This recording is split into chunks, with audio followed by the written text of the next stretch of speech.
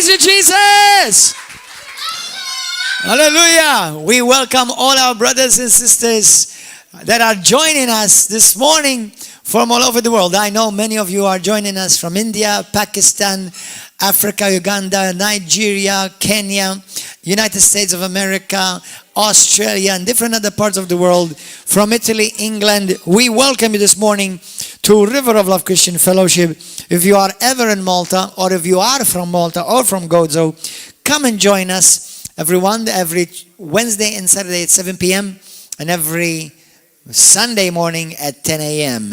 Hallelujah. I want to remind those of you who follow us and you are from Malta, and you say, well, you know, we follow you, or we watch the program, or we watch the messages on YouTube. Listen, there's a lot of things that you are not getting just by watching us on YouTube. The praise and worship, the time when we give room for the Holy Spirit to move, when there's prophetic utterances, where there are healings taking place, you're not getting any of that. So, you know, obviously, church, God has never meant for YouTube or Facebook to replace church assembly. Okay? Only use Facebook and YouTube when you can't be at the assembly because there's a good, valid reason.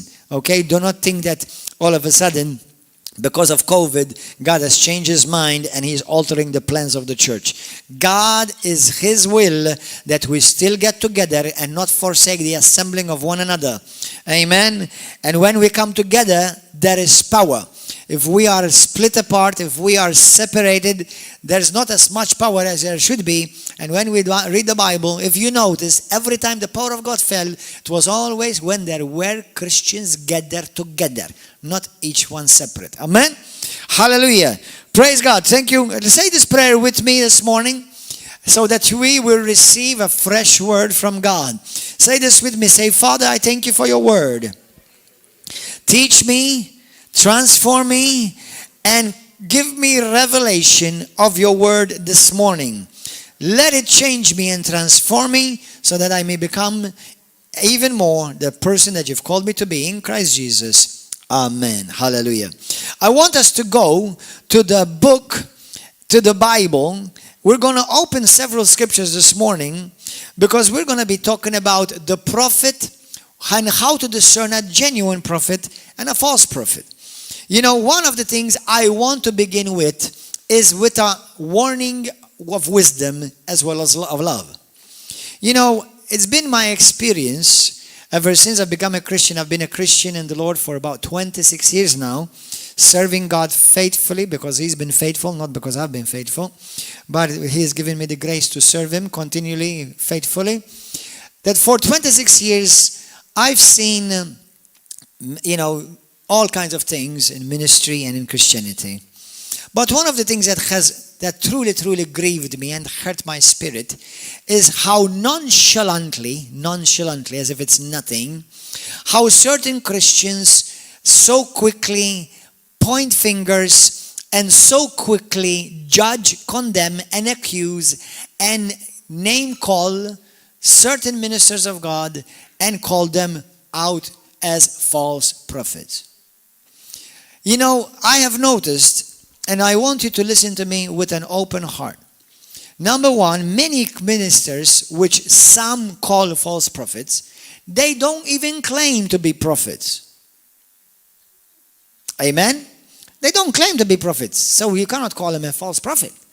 If at all, if he is truly false, okay, at least call him a false something else. A false pastor, a false teacher, a false evangelist, a false preacher, a false Christian. And we've learned in the past weeks how all of these false categories, they do exist. So that's number one. Number two, many, because, for example, a certain preacher is not part of their group, movement, denomination, or church, right away they categorize as a false prophet because he does not dress like us, he does not speak like us, he does not use the same words as us. That's not the way to discern a false prophet. Okay? And I've noticed there's great, and listen to me carefully, brothers and sisters all over the world. Be careful, because one day you and I will give an account of even falsely judging people in a wrong way with lack of integrity. Number one, we should take a step back and not be quick to judge. Jesus says that. The Bible says that. In the book of James, the Bible says, do not be quick to judge. Now, you have every right to discern, and you have every right to weigh. You have every right to check that things are truly godly, according to the Bible, not according to your denomination or according to your religion, according to the Bible. You have every right to discern those things. But let's say a man or a woman of God has done a mistake. Just because they've done a mistake, you don't categorize them as automatically false. Because all the prophets in the Old Testament, if not all, but I can think of some instances where these are men and women of God that even we look up to. But they've done some terrible mistakes. God did not cancel them out and call them false prophets. Amen. Even in the New Testament. So, just like Christians, when you made a mistake, God did not cancel you out and call you a false Christian. Okay, there are hypocrites, it's true. But the thing is this, there may be true men and women of God who have done mistakes, and there are people of God that I don't particularly agree in certain areas. But I don't call them a false prophet just because I don't agree with them in a certain area. Do you understand that? How many are you following that? Because that's what integrity requires. Because brothers and sisters, listen to me, because I know this, many people will be watching this. For a true prophet to fulfill what you're calling him or her, a false prophet, how many false prophets you know preach Jesus and lift up Jesus, magnify Jesus, give glory to Jesus? How many false prophets you know? Any one of you know anyone? I know none. Any false prophets in the Bible, Old Testament or New Testament? Give praise to God and glorify God? So, in the message that I wish to share by the grace of God this morning, is that even us as Christians, we have to use a rule of integrity. Now, if somebody does a mistake, it might be a genuine mistake, but it doesn't make him a false prophet. It could be a genuine mistake. It could be maybe even he or she preached a wrong teaching. You know? And so be careful, be integral, because one day you're going to go before the throne of God and you are going to have to give account to this. Because the way many false prophets become false, today I'm going to teach you how to become a false prophet if you wish to become one.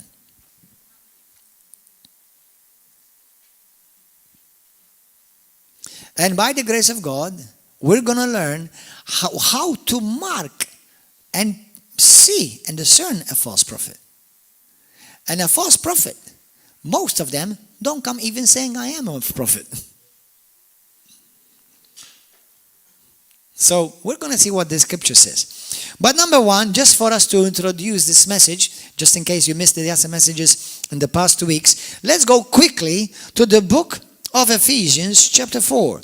Let's read together. Ephesians chapter 4. In the church, in the only type of church that Jesus made, the only type of church that Jesus built, has 5 main ministries, apostolic ministries. And one of them is the prophet.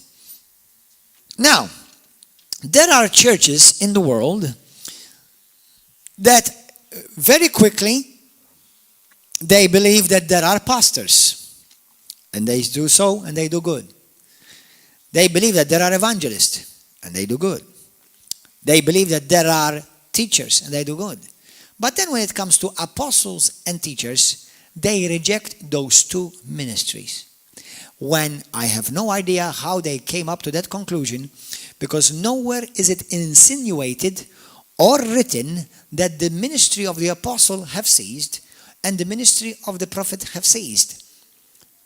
If you believe that these have ceased, then you have to believe that even the other 3 have ceased: pastor, evangelist, and teacher.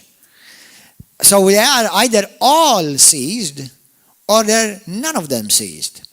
Because when you think about it, all the these five, what we call five-fold ministries, are actually the completeness of Christ. If all of them put together, you see the perfection of Jesus Christ. Jesus was the great apostle. Jesus Christ is called a prophet. Jesus Christ is an evangelist. He preached the gospel to the sinners. Jesus Christ is a shepherd. And Jesus Christ is a teacher. Did you know that all these titles are given to Jesus? Isn't that interesting in the Bible? Hallelujah. So, for you to say that any one of these ministries have passed away, actually you are degrading Jesus Christ. Not the prophet or the apostle. You're degrading Jesus Christ. And unfortunately, now this obviously, what I'm about to say today, does not hinge the salvation of the person. But it will make all the difference how much you grow and mature in your calling and as a child of God. Okay? But there are churches that are a one-man show.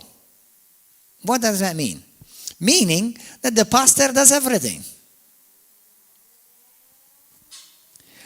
Me here, most of you see me on the pulpit because I'm the senior pastor of this church and ministry by the grace of God.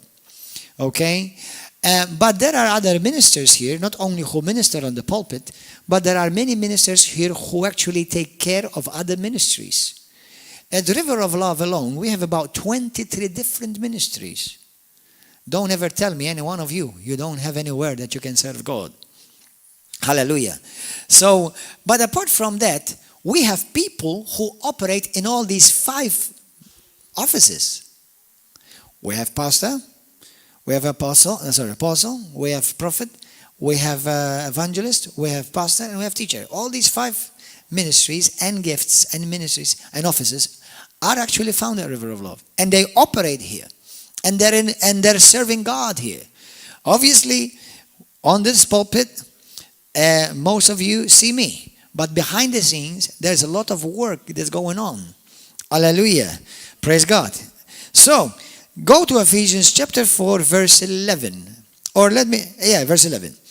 And he, this is Jesus Christ himself, he gave some to be apostles, some prophets, some evangelists, some pastors, and some teachers.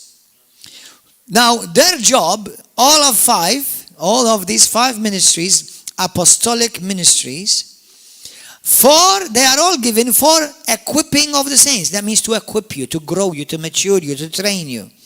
For the work of ministry, so that you serve God and the body of Christ. For the edifying, the building up, the encouraging, and the maturing of the body of Christ, until we all come to the unity of the faith and of the knowledge of the Son of God, to a perfect and mature man. Women, you have to become a man. And so you're not mature until you became a man, women. That's a joke, obviously. Until a perfect being, a perfect person, to the measure of the stature of the fullness of Christ. Hallelujah. So, I would boldly say this morning, Christians who do not embrace the ministry of the apostle of today, there are apostles today, of the prophets, there are prophets today. You see, the thing is, the hypocrisy is this with certain Christians and movements and and even who just bombard YouTube with false this and false that and false that. Is that they are so ready, and they readily show you false prophets according to their standard, but they don't show you the genuine ones. If you believe there is a false prophet, show me which is the one, the genuine prophet. Have you noticed they never do? That's why it's going to be a scary day for many witch hunting ministries on the day they will stand before God. Because some of these so-called ministries, number one, they're self-appointed. Number two, they have rejected a big chunk of the Bible and the counsel of God. They no longer believe in healing. They don't believe in miracles. They don't believe in many things, not just about the prophet. Okay? Hallelujah. So be careful. Because I have seen cripples attacking great men and women of God. And because before you get crippled physically, you may have gotten crippled spiritually. Why do you have such a critical heart? Why are you so quick to condemn? And let's say that the heart of God, the heart of the Father, let's say my son does something bad. Just because he did something good, is everything bad? How come? So for me to build my son, you know what I do? You know what I do to build my son? I will tell him about the bad, but I will tell him about the good that he's done. Do you know what? You see, certain ministries that are called discerning ministries, the only thing is they attack men and women of God. Why don't you do some videos and tell us the good things that these people of God are doing? Remember, the same people that you are attacking are lifting up Jesus, and you don't know their heart. Now, I'm not telling you that we should not be accountable. If I make a public mistake, I have to make a public apology. Okay? Hallelujah. So that goes for everybody, not just for the pastor. Amen. If you make a mistake in front of a group of people, you have to apologize in front of that group of people. Okay? But I'm not telling you that pastors and leaders, prophets and apostles are not held accountable. Yes, they are accountable. But they also remain sons and daughters of the King. Do you understand? And yes, there are false prophets. And we're going to learn from the Bible what a false prophet look like, really. Amen? Hallelujah. Praise God. So, thank you, Jesus. So in the church, you will see that one of the giftings, one of the ministries that Jesus gave so that the church will mature, grow up, everyone will come to the fullness of the maturity and the stature of Christ Jesus. And without this ministry, you won't. Amen? Right? If Jesus' idea says, I'm going to give you 5 gifts, by these 5 gifts, you are going to grow and mature. What about if we take one away? Will you be completely mature as Jesus has designed you? No. Wow. How many immature Christians then we have in the body of Christ? Incomplete. And they will never be completed. But I'm not saying they will not be saved, because salvation hinges on Jesus Christ only. And knowing Him and having a relationship with Him. Hallelujah. Okay, so, praise God. Now go to the book of Acts. Go to the book of Acts. Acts chapter 13. Now I love this passage. I want to encourage you, go and read the book of Acts chapter 13. The greatest office in the kingdom of God is not of a prophet. The greatest office in the kingdom of God is not an apostle. I don't care even if you claim to have all the 5 ministries. Okay? And I do know people who may not be 100% in every ministry, but many genuine apostles will touch all the ministries. They will have a strength, a particular strength, some teaching, some evangelistic, some prophetic. But if you are a genuine apostle, you may touch all of them. You may flow in and out of them all. Hallelujah. But anyway, well, you know what? For those of you who would like to have all of the 5, I remind you of the scripture where Jesus says, to him that much is given, much is expected. So if you want all the 5, that means get ready to work more, serve more, and accountable more. Praise the Lord. Hallelujah. But if your heart is right, hallelujah. I praise God. I praise God. If your heart is right, God will give you the grace for more. Amen. Just keep your heart right. Praise God. Thank you, Lord. Thank you, Lord. Okay, so the book of Acts chapter 13. I love this passage. What does a false prophet look like? As I said, many don't know. Many have a wrong way to discern because they don't know the scripture, the full counsel. As I was saying, that the greatest office in the kingdom of God is not a prophet, an apostle, an evangelist, a pastor, a teacher. But listen, the greatest office in the kingdom of God is to be called the son and a daughter of the king. Hallelujah. The Bible is not saying, he's not saying in the book of Romans chapter 8 verse 17 through 19. It says that the creation groans and awaits eagerly for the manifestations of the prophets. No. Creation groans and eagerly waits for the manifestation of the apostles. Thank God for apostles and prophets. Or the manifestation of the pastors? No.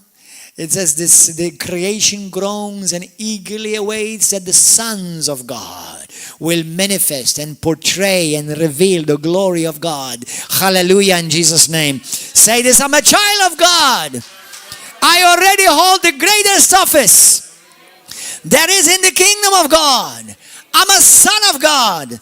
I'm a daughter of the King. Hallelujah. Thank you, Lord, for being loved by you, accepted by you, saved by you. And because I'm a son and I'm a daughter, I have inherited everything you are and everything you have for your glory in Jesus' name. Hallelujah. Blessed be the name of Jesus. Glory, glory, glory. Praise God. Praise God. Now, as I said, look at the book of Acts chapter 13. Now in the church that was at Antioch, verse 1. In the church that was at Antioch, if you read from chapter 10, you see how the church started in Jerusalem. And then even in the church of Jerusalem, there were prophets. Because the Bible says the church, the prophets came from the church in Jerusalem and went to Antioch. Okay? Now in the church that was at Antioch, there were certain prophets. The church of River of Love, it has certain prophets and teachers. Hallelujah. Listen, I wonder what certain denominations do when they read this Bible. Like that. What do they do? So, this does not look like our church. We don't have none of that. It's true. Am I telling you the truth or not? Hallelujah. Barnabas, Simeon, and who was called Niger, Lucius, and Cyrene, Manin, who had been brought up with Herod the Tetrarch and Saul. As they ministered to the Lord and fasted, the Spirit of God spoke. Now this is a powerful key. Listen to me. As you are watching this, and you part of you family River of Love, even many of you who are family and you are at home right now, listen to me. Some Christians I've noticed, they come late to the church assembly. They skip the praise and worship, the time of the praise and worship. Or they leave early. Holy Lord, if you want to talk to me in this 30 minutes. Speak to me now. Oh, Pastor, you talk too much. You guys, you go on for too long. Listen, if you come with that type of attitude, you don't deserve to hear God. You're already dishonoring God with your attitude. You're already shunning Him and rejecting Him with your attitude. Okay? Have you ever noticed that the Holy Spirit spoke while they were worshiping God? They were in the time of praise and worship. It's at the time where they were fasting, but they were adoring God, singing praises, magnifying God, praying together. So there was no preaching going on. They were just a time of worship, adoration. Have you noticed that much of the prophetic utterance that I have uttered even in this church, some of are on the YouTube, many of them are not. Okay, some of them are on YouTube. Have you noticed that they came certain prophetic while we were worshiping God during worship? Have you noticed that? Yes. Amen. Why is that? Why do you think that David, he was called the Psalmist of Israel? Because he was a worshiper. At the worship time, the time when we're singing songs, it's not because, we have a hymnal and we chose 3 songs and we all sing them together and we know them by heart. No, I'm not telling you it's wrong to sing hymnal songs. I'm saying that there has to be a flow and an attitude of worship. Okay, a time where we're truly just, you see, right now, God is speaking to you. When you're worshiping God, it is you speaking to God. Okay? So when we worship God, when we're adoring God, when we're singing songs, our heart is being opened to receive from Him. And that's why when God sees open hearts, hey, if they come, they didn't come late to church because they said, well, I'm going to skip worship because I don't like songs. Listen, you have understood nothing how kingdom operates. Those people, I've heard people who have rejected much of the counsel of what I've already just said this morning from the Bible. They say, they created an atmosphere to get people emotional. Listen, number one, emotional is not a sin. Jesus gave you emotions. Amen. Number two, when you're in the presence of God, you get emotional. And if you don't get emotional, most probably it's because you're dead. Both spiritually and verging on physically dead. Okay? So, no, it's not about hype or about getting people emotional, but people do get emotional in the presence of God. Hallelujah. Praise God. And this is the design, the idea, I believe, according to the Bible, what God had in mind. What do you think we're going to do in heaven? Most of the time, we're going to be doing worship, singing, praising. Hallelujah. Why do you think the Bible says there was a mighty noise in heaven? If you think I'm noisy, wait until you get to heaven. If you think I'm loud, wait until you get to heaven. Wait until we read some scriptures here. How even Jesus shouted. Even Jesus was loud. And Pastor, you're using the scripture to justify. Yeah, of course, I use the scripture to tell you that what you may not be aware of, it does actually exist. Just because you haven't seen it doesn't mean that it is not there. Amen. There are many things that through the years I had not seen, and then I found out that they were in the Bible. But you have to keep your heart open. So as they minister to the Lord, you see what we're doing? Ministered. When we're worshiping God, we're ministering to the Lord. Our heart is being open. Praise and worship team, you have a very important role in the kingdom. You have a very important role in the church. You see, the preacher brings the word of God, but the worship team brings and ushers the presence of God. Hallelujah. Praise God. Thank you, Lord. As they ministered to the Lord and fasted, the Holy Spirit said, separate me now to me, Barnabas and Saul, for the work to which I have called them.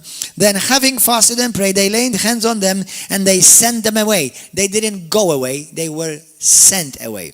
Some went and few are sent. Don't be a went one. Be a sent one in Jesus' name. Hallelujah. Hallelujah. Verse 4. So being sent out by the Holy Spirit, they went down to Seleucia. Now listen to me. The choosing is of the Holy Spirit. Now this is a great teaching. But the choosing of the Holy Spirit chooses you. But the appointing is of man. The appointing is the man, the pastor, the bishop, the apostle, generally speaking, preferably, is your spiritual father, is the one who recognizes you, raises you up, and sends you. Amen. Hallelujah. So being sent out by the Holy Spirit, they went out to Seleucia, and from there they sailed to Cyprus. And when they arrived in Salamis, they preached the word of God in the synagogues of the Jews. They also had John as their assistant. Now when they had gone through the island to Paphos, they found a certain sorcerer. What is a sorcerer? Today, do we have sorcerers in Malta? Yeah. Psychics, mediums, large, extra large.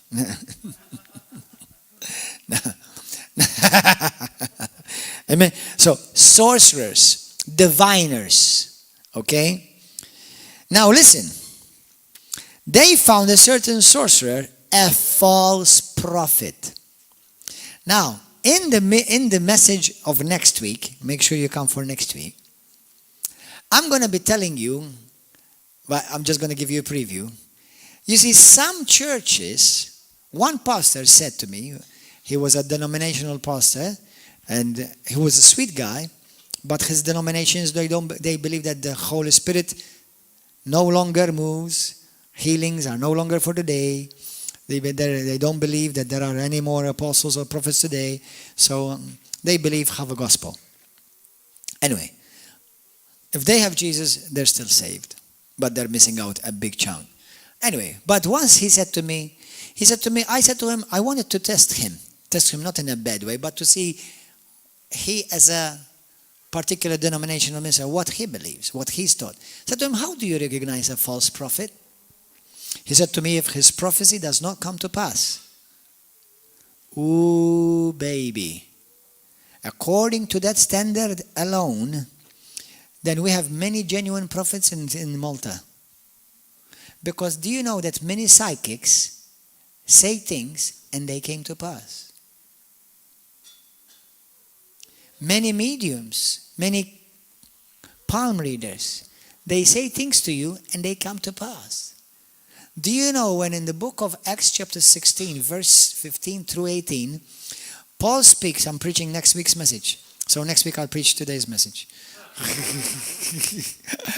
Do you know that Paul, there was one shouting and screaming, listen to these servants, these are men of God, they came to proclaim to you the message of salvation.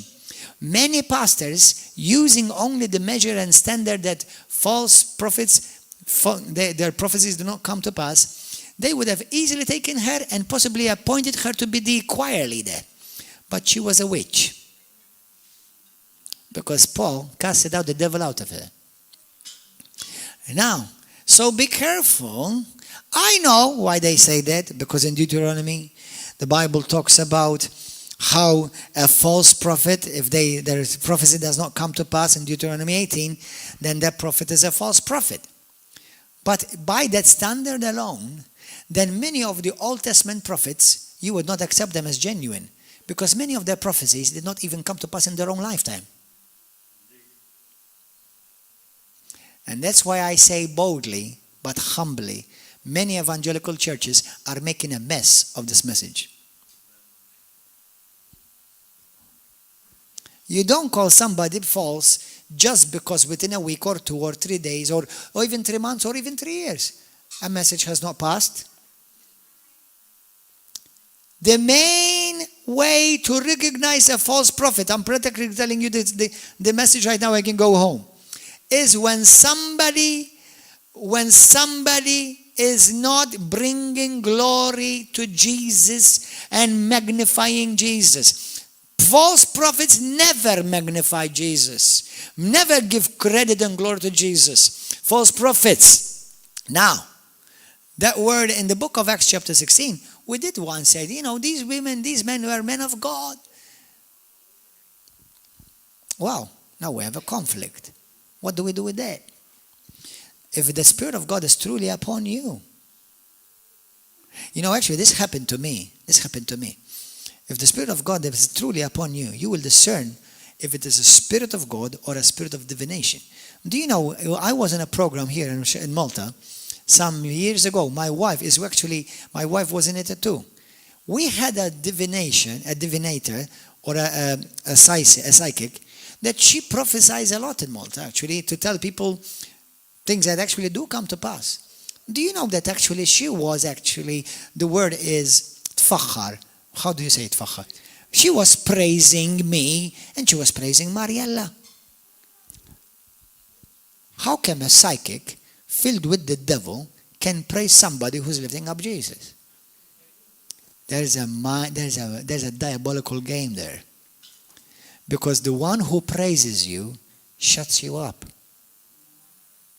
How can you turn to her and you say, you are of the devil? Why did you say that to her, Pastor? You're not being loving. She's telling you, you're a man of God. Yeah, she's telling me that I'm a man of God, so that I will not expose the lies.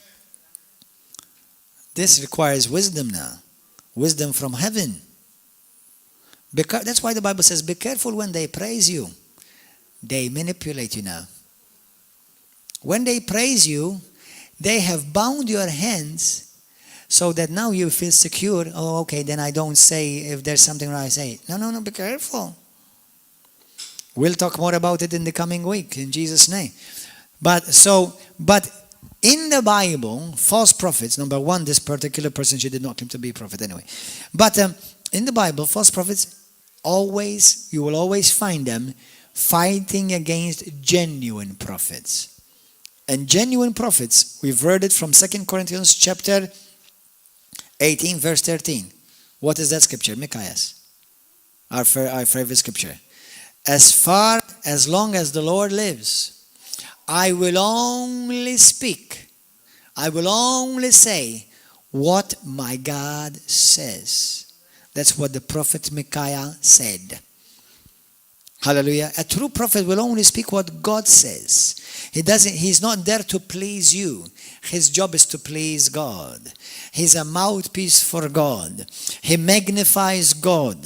Yes, he will bring even warnings. As a matter of fact, the prophet Agabus in the book of Acts, he brought warnings. Amen. And the prophets of God will say, not only warnings, obviously. It's not like, every time you see the prophet, you run away, because otherwise he will warn you about something. The prophet of God is also there to encourage and to build up the body of Christ, okay? But yes, God will speak through a prophet and bring warnings to the church, maybe even to the world, maybe even to the government. Depends where his assignment is, because prophets not all prophets are the same. Depending where their assignment is, where they are sent to, whose people they're supposed to be talking to. Anyway, hallelujah. Praise God. Are you enjoying this, brothers and sisters? Glory to God. Listen to this. Now, this is a gospel that many churches in the world don't preach. I'm about to make a bunch of churches and ministers that love God, and I love you too. I'm not attacking anyone by name for sure. I don't believe in that. Okay? That many churches don't preach. Did you know that many of this passage, this is a gospel that we never see in many churches, but we're gonna we'll see it.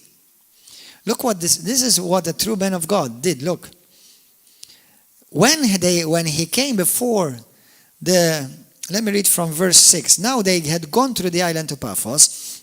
They met a certain prophet, false prophet, sorcerer, a Jew whose name was Bar Jesus. Bar Jesus. Wow, he must be a Christian. He even has the name of Jesus. You want to come to our church? Okay. Who was with the proconsul Sergius Paulus, an intelligent man. So Sergius Paulus was an intelligent man. This man called for Barnabas and Saul and sought to hear the word of God. So this prime minister, this president, this mayor wanted to hear the word of God.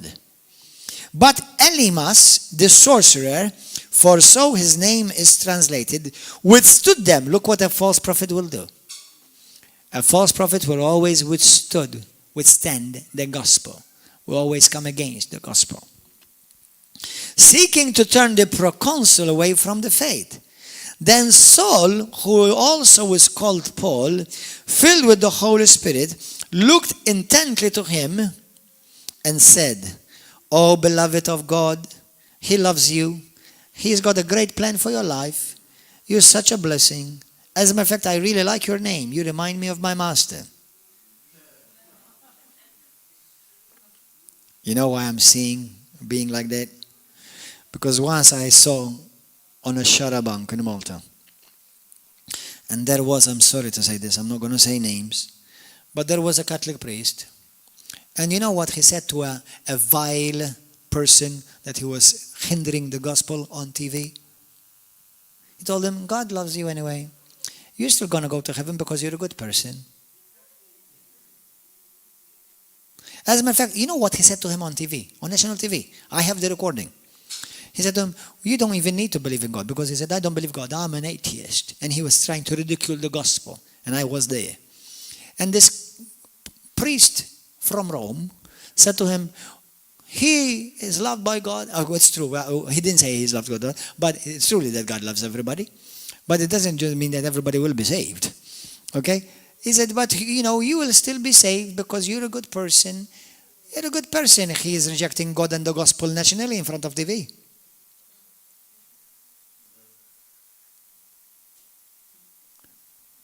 It's amazing. And the crowd, Oh, how kind he is, this priest. How kind he is. He's so loving. You know, that's what false prophets look like. False prophets will tell you what you want to hear. Now, there is a key. False prophets will tell you what you want to hear. A genuine prophet will speak the word of God and will pierce you. And you have to go home and deal with it, because you know it's the truth. Now, one day in Malta, some very many years ago, in the beginning of my walk with God, a sister came up to me. She was not claiming to be a prophet. She was a sister in Christ. But she gave me a word. It was so harsh, so strong, the way she gave it to me. She, apart from how she made me feel, she pierced me. And I turned to her and said to her, Ben, you're being rough. You're being, sister, you're being rough. You know, you're being yucky. She said to me, listen, brother. She said to me, maybe the way I said it to you may truly have been rough. She said to me, but what I said is still the truth. And what you're accountable to is what I said, not how I said it.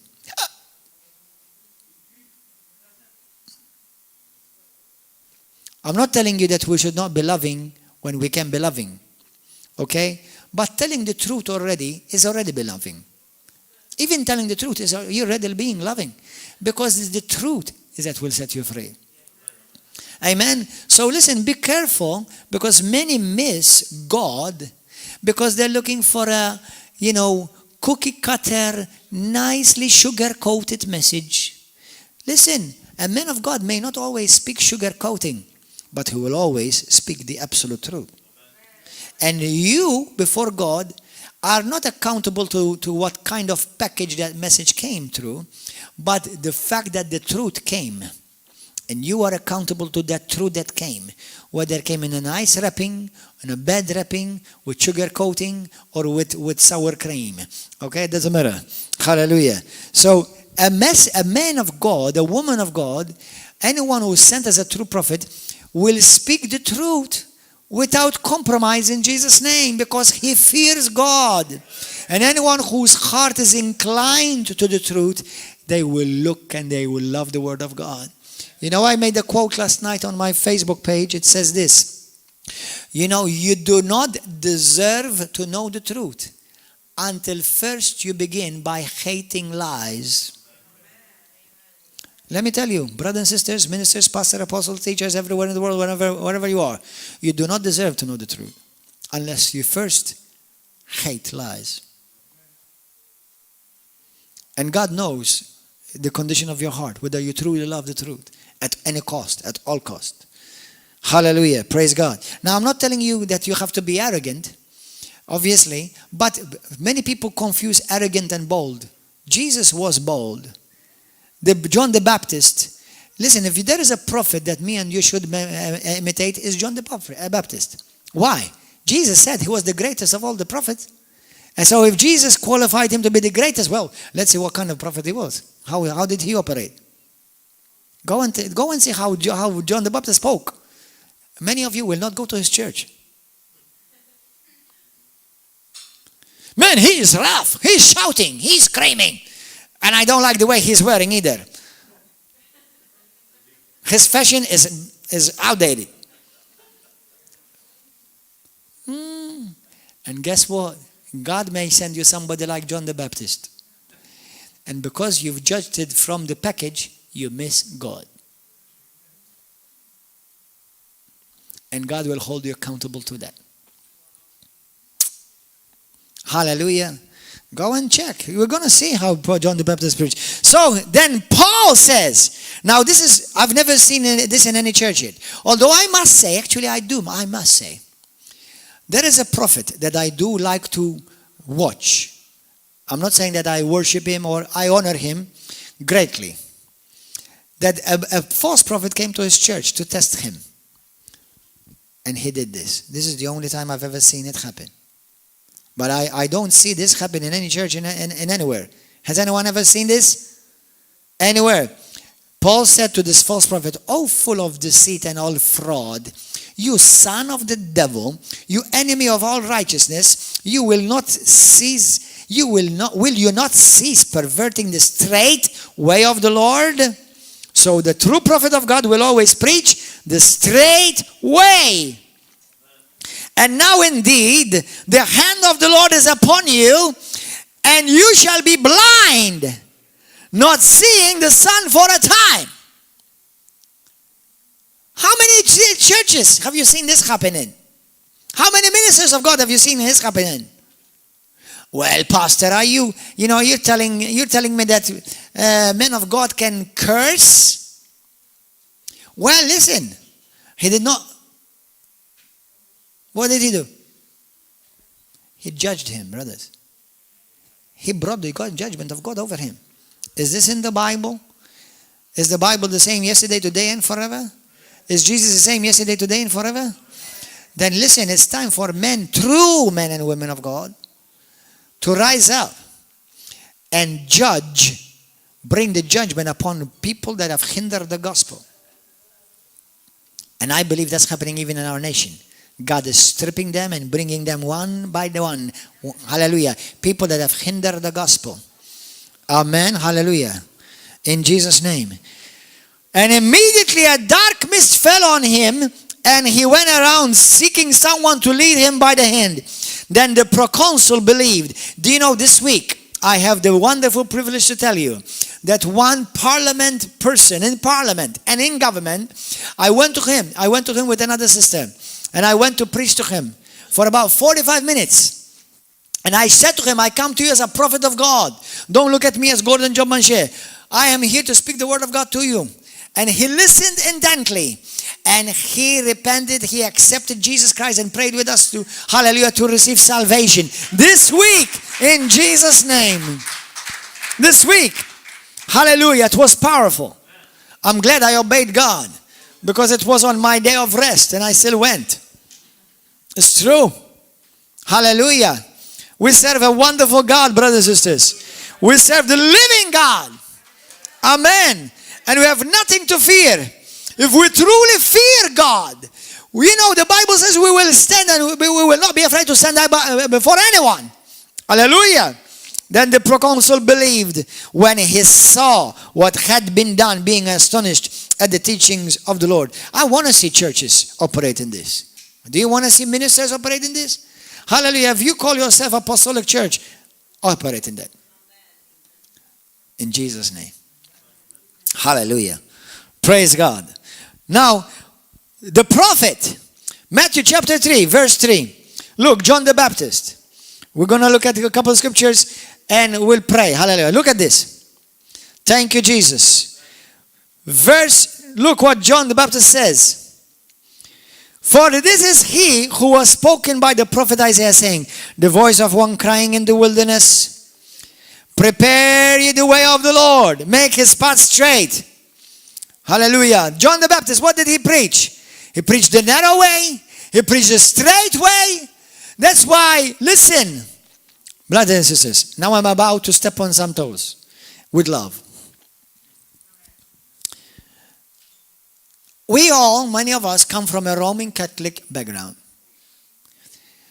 If any true servant of God in the Roman Catholic Church believes or claims, and you know that you will have to give an account to God, including myself.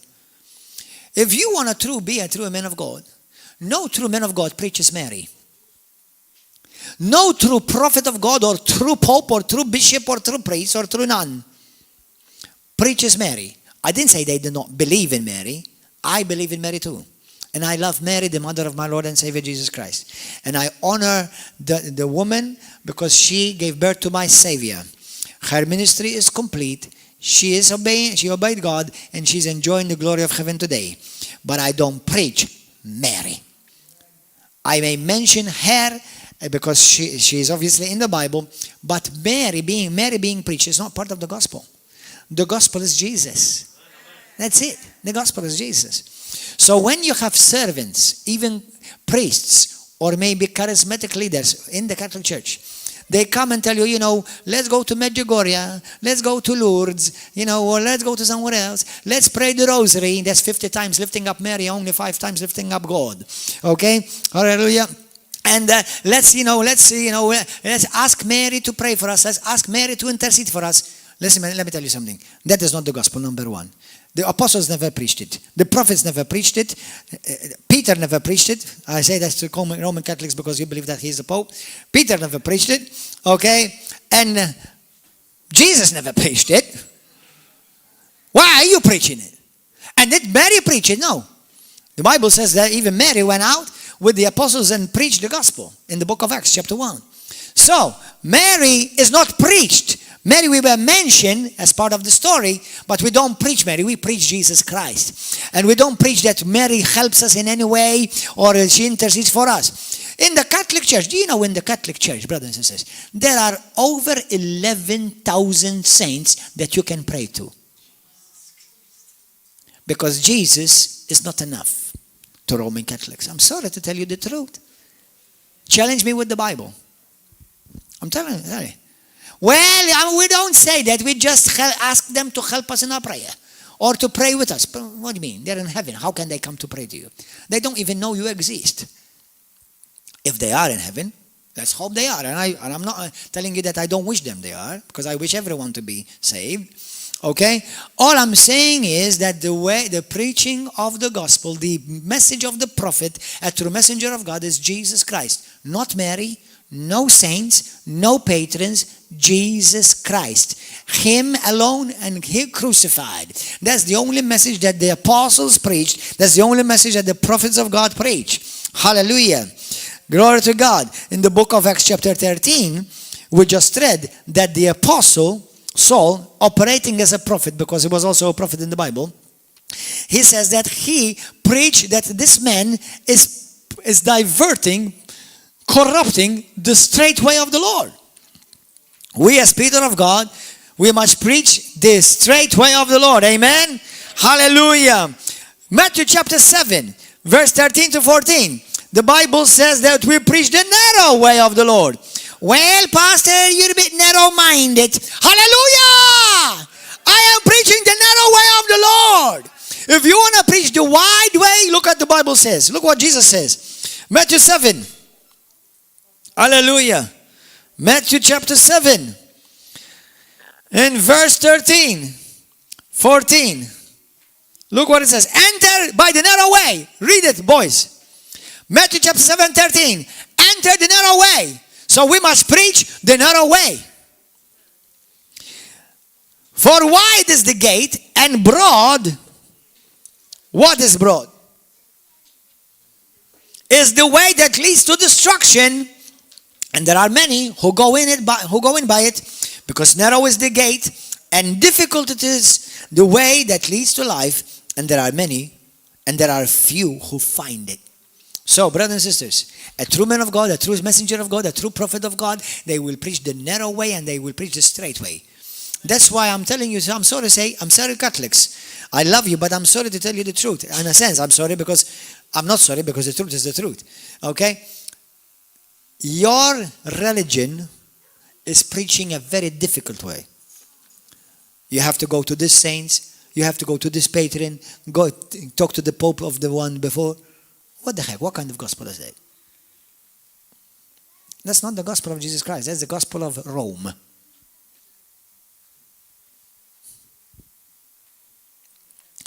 Straight.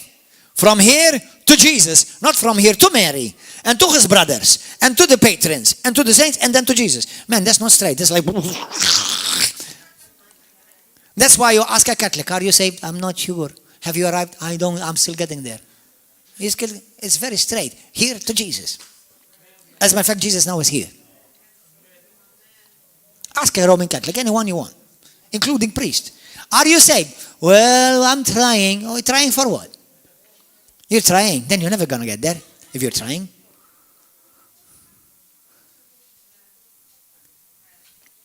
I'm sorry that many are lost. And sorry more that many don't want to hear the truth. But they will continue to hear it if they want to. The rest, they can switch off the channel.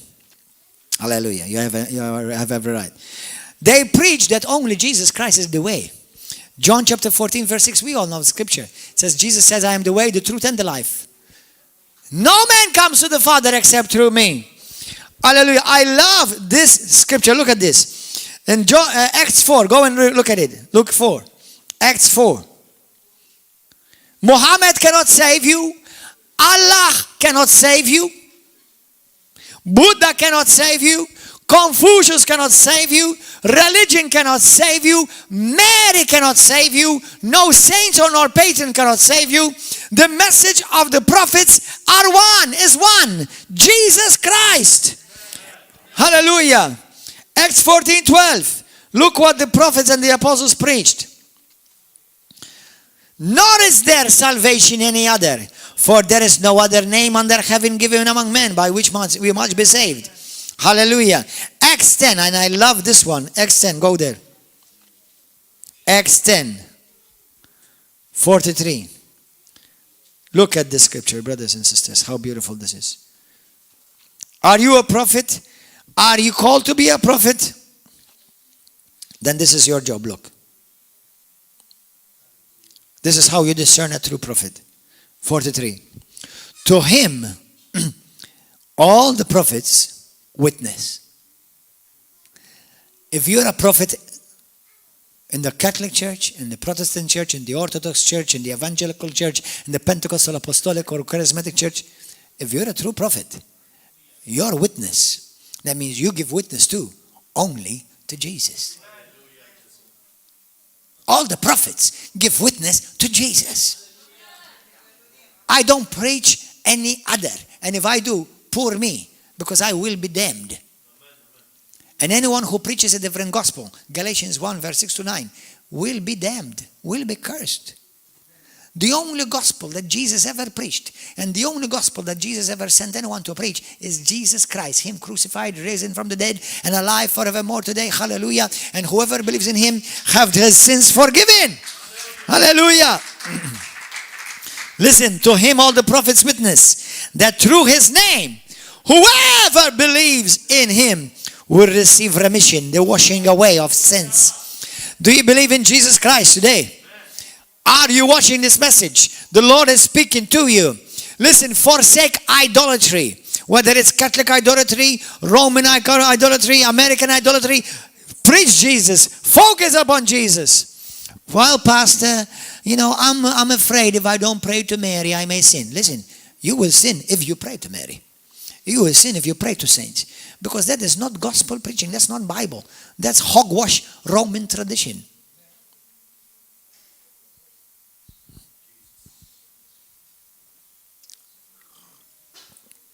All the true prophets, and any prophet who came after Jesus that does not testify or witness to Jesus is a false prophet.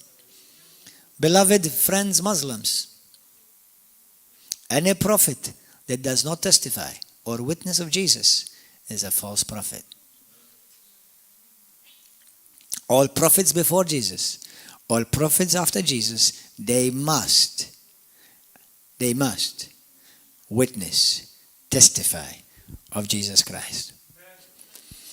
Hallelujah. Praise God. So we read earlier how the prophet's job is to grow the ministry, to grow the church, to mature the church. Yes, as we see in the book of Acts, and we read them in the next week, come praise and worship team, where the prophet will bring warnings to people.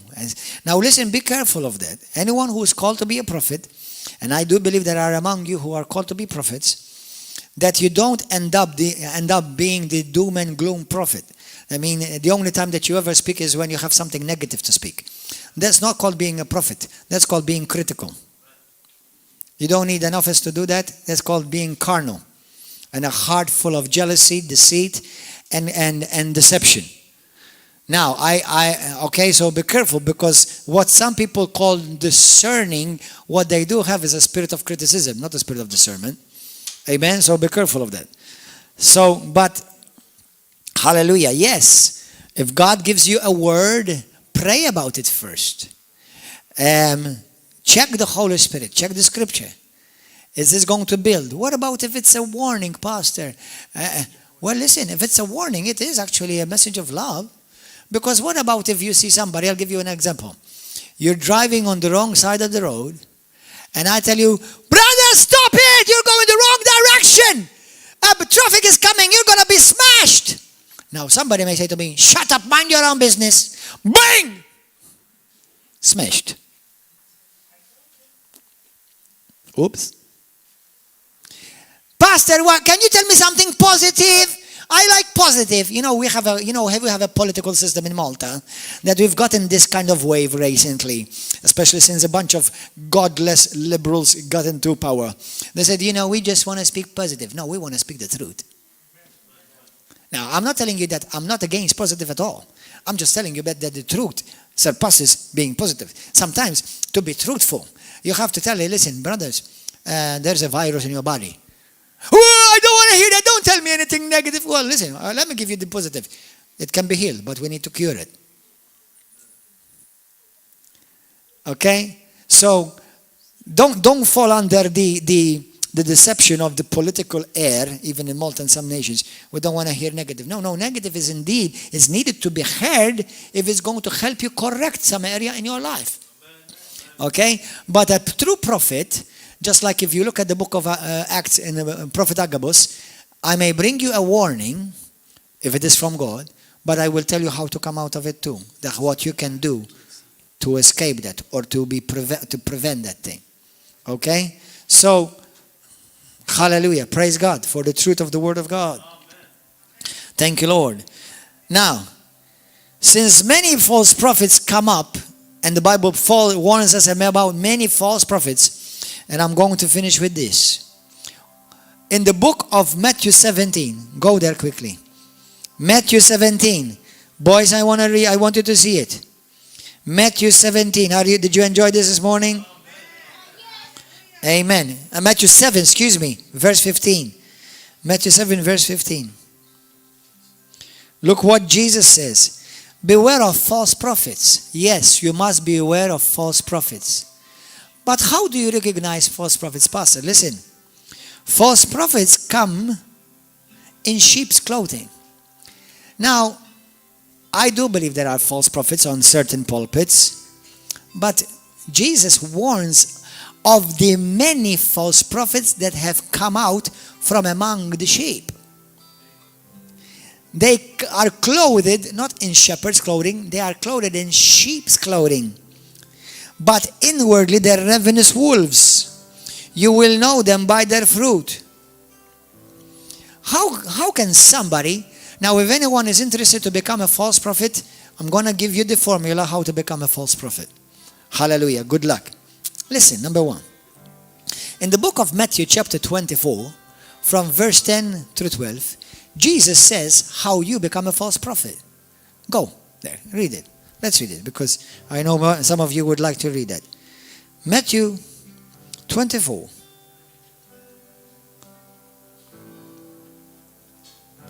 Even the apostles say, many false prophets have come from among us, have come out from among us.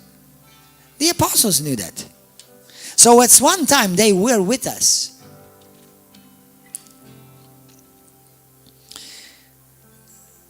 Then many will be offended. They will betray one another and will hate one another. And many false prophets will rise up deceiving many. From where they will come? From Christians who have been offended. Christians who have come in rebellion against God's established authority. Christians who take disciples after themselves. They split churches. They start accusing true men and women of God because he is rough, or he is loud, or he did not let me do this, or he did not do it the way I told him. They become a false prophet. Listen to me. These false prophets, they're not saying I'm a prophet, but the way they're operating as false prophets. They bring division. They bring condemnation. They work as a wolf, like a wolf. Remember, the church is a family. Everybody say, I'm a family. We are a family. Be careful of wolves who will try to cut you and separate you from your family. They come out of rebellion, and then they go and find a pastor who wants to build his church and to fill his church and he gathers a bunch of people who are in rebellion, and then he or she or they build a wonderful church of wolves. Because instead of he or they or she had the integrity, go and tell him, brother, you are in the wrong. You need to go and make things right with your brother. You need to go and make things with your sister right. You need to go and make things right with your pastor. Listen, when somebody came to me and they said to me, pastor so-and-so or brother so-and-so, it's useless you telling me because I was not there between you. How do I know what he really said, why he really said so, and what you did, and what you triggered, and what you said? I don't know. So, excuse my slang English, I would not butt myself in a situation where I had no information of what really went wrong. So my job out of integrity is to tell you, sister, go and make things right with your brother. Because what I'm telling you, what I'm doing to you is I'm helping you become corrupt, deceived, helping you feel good or justified, but you're not. Because you're still harboring offense, you're still harboring hurt. You may have been genuinely hurt, and you need to fix it. You need to make things right. And you know, I've had people here several times come to here. And you know, as a pastor, you think, you know, a group of people comes because they're in offense against a pastor or against a brother. And you say, well, we have a group of people, 10 people, 14 people, 15 people, whatever. And one day a group came and they said to me, you know, we left our church, they were about 7 families. Something like that. And I told them, you know, the church that you came out of, I know how they operate, and there are certain things I am not fond of. I said to them this. I said, but for my integrity before God, I have going to tell you, go back and make things right. For my integrity before God, go back.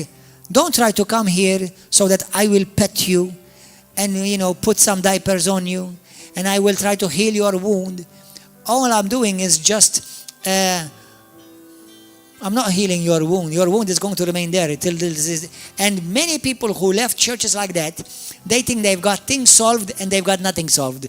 Because the flesh on the outside has healed and closed, but the scar on the end beneath and below is there. And how do you know, Pastor? They're still talking about it till this very day. And that pastor or that teacher or that leader has made out of you a corrupt, false Christian and making you and turning you into a false prophet, splitting, dividing. Instead of helping you grow up, face it and go and fix it. In Jesus' name. Hallelujah. Praise God. Let's pray. So be careful. Yes, a true prophet may challenge you. It's part of the work of a minister anyway. Preach the word of God in season, out of season. Teach, reprove, rebuke, correct. Not all, some of those things are not pleasant. You know, sometimes when I've been rebuked, I didn't like it. And when I was rebuked by my dad, I may have not liked it when he rebuked me or even raised his voice with me. But guess what?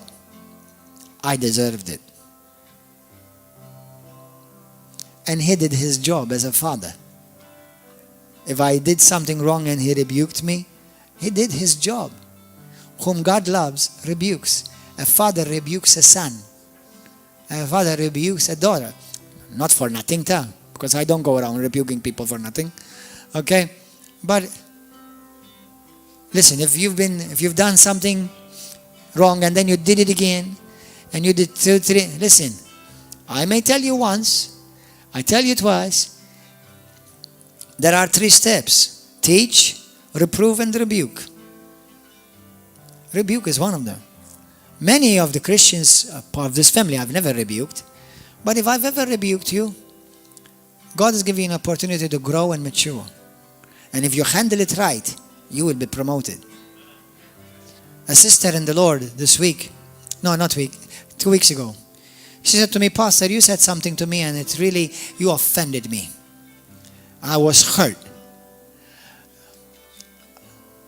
I called her later to see how she is. She said to me, hi, Pastor. I said, how are you doing? She said to me, I'm doing well. She said to me, do you know what I did when you rebuked me?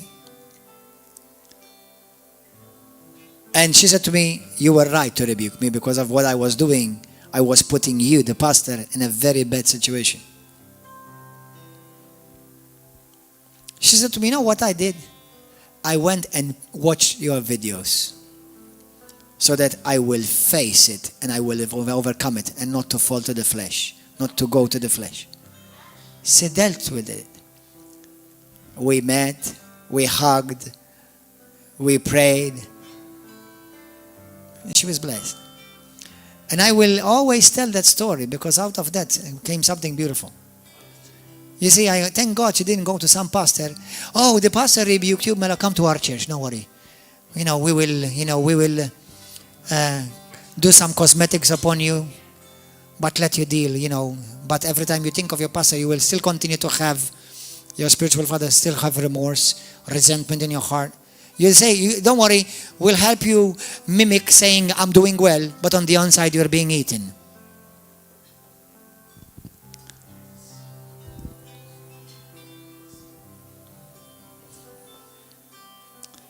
Lord, help us.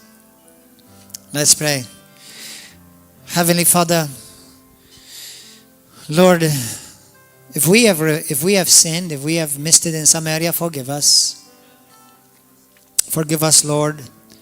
As a matter of fact, we know we've all missed it. In some area or another, we've all missed it.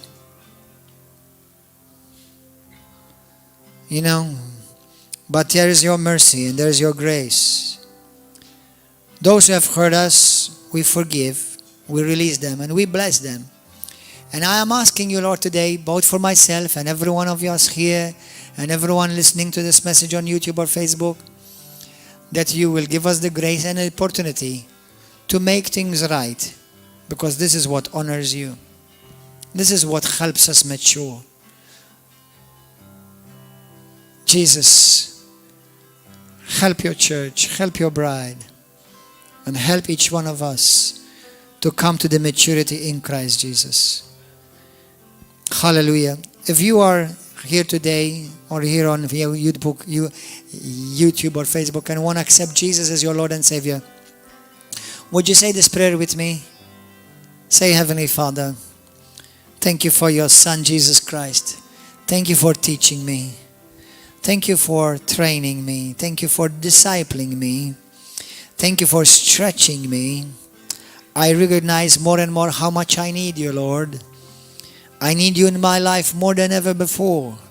Come and invade my heart, invade my spirit. Jesus Christ, forgive me. From now on, I ask you to be my Lord and my Savior and use me for your glory.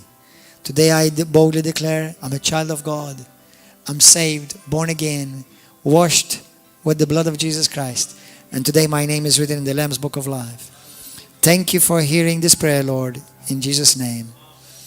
If you prayed that prayer for the first time, may I encourage you, start reading the Bible every day. Talk to the Lord every day. No matter where you are in the world, we are willing to send you this booklet for free. It's called The Promise of Jesus Christ. No matter where you are, we will send it to you. Write us on our website, on our Facebook page, River of Love Christian Fellowship International, and we will send it to you. Find a good Bible teaching church where the Spirit of God is welcome and where the Bible is always lifted up, and continue to fulfill the plan of God for your life. If you're in Malta, come and join us every Wednesday, Saturday at 7 p.m. and Sunday morning at 10. God bless you.